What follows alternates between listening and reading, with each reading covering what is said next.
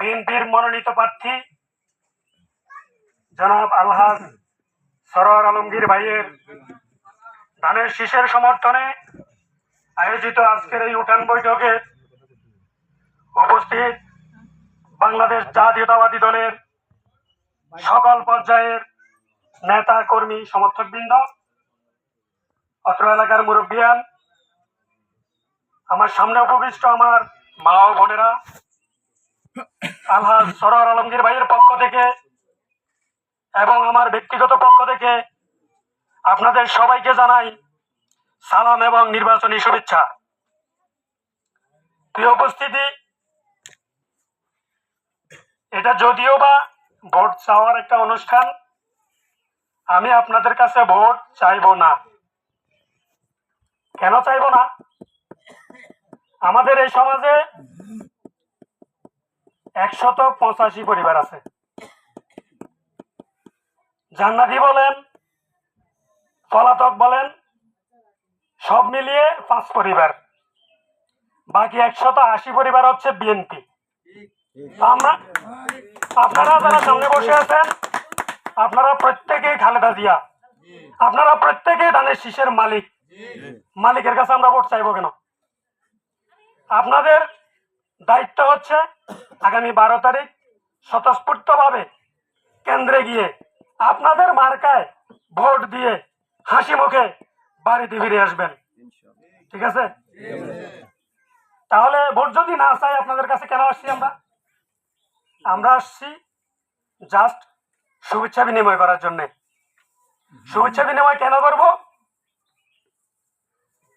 আমরা শয়তান যেন আমাদের কাছে আসতে না পারে, আমরা কি করি? আস্তাগফির করি। ঠিক আছে? নির্বাচন আসলে কিছু শয়তান আসে আপনাদেরকে ধোঁকা দেওয়ার জন্য। আইডি কার্ডের ফটোকপি চায়, বিকাশ নাম্বার চায়, বিভিন্ন প্রলোভন দেখায়, জান্নাতের টিকিট দিবে বলে। এই সমস্ত শয়তান যেন আপনাদের কাছে আসতে না পারে, এই জন্যই আজকের এই শুভেচ্ছা বিনিময় অনুষ্ঠান। প্রিয় উপস্থিতি, আমি আরেকটা কথা উল্লেখ করতে চাই। জান্নাতি দল সবসময় বলে আসছে নারী নেতৃত্ব হারাম, কোনো নারীকে নেতা বানানো যাবে না, নারীকে ঘর থেকে বের হতে দেবে না।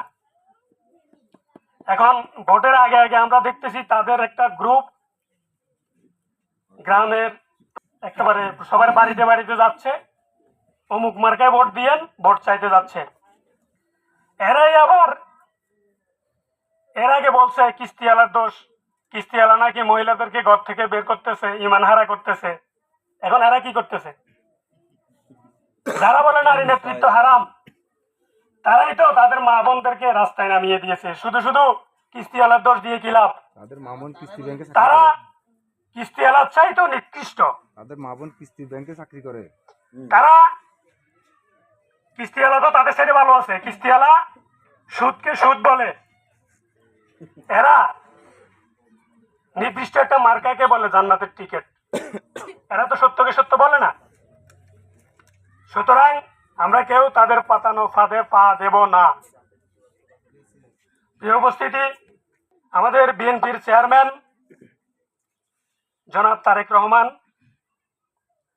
যদি আপনাদের প্রত্যক্ষ ভোটে নির্বাচিত হয়, যদি এদেশে সরকার গঠন করে, এই দেশকে ক্ষুধামুক্ত, দারিদ্রতা মুক্ত এবং প্রত্যেকটা পরিবারকে স্বাবলম্বী করার জন্য কিছু পদক্ষেপ নিয়েছেন হাতে। সেগুলোর মধ্যে আমি গতকালকে আমার বক্তৃতায় 3টা বিষয় আলোচনা করেছিলাম, আজকে আর ওইদিকে যাব না। আমি বলতে চাই, যারা ইসলামের নামে রাজনীতি করে তাদের কাছে আসলে ইসলাম নিরাপদ নয়। আমাদের বিএনপি যতবারই সরকার গঠন করেছে, বিএনপির কাছে ইসলাম নিরাপদ ছিল। আপনারা কি দেখেছেন বিএনপি সরকারের আমলে কোন আলেম ওলামার উপর নির্যাতন করেছে কেউ?